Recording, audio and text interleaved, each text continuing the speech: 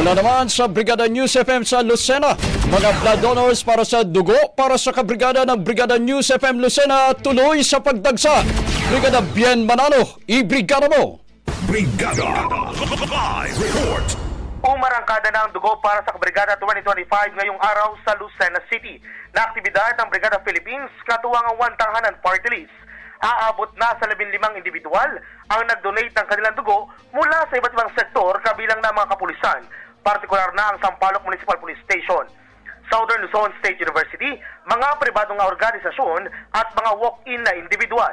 Nagsimula ang aktibidad pasado alas 10 ng umaga sa tulong ng Philippine Red Cross Quezon Lucena Chapter.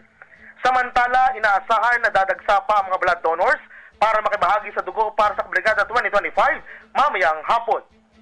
In the heart of changing lives, ako si Brigada Bien Manalo ng 92.7 Brigada News FM Lucena, the Music and News Authority. Brigada Balita Nationwide sa tanghali. Ang bahaging ito ay hatid sa atin ng Yummy-Vit ES3 Syrup. Simulang tuparin ang pangarap ng iyong anak. And stunting now,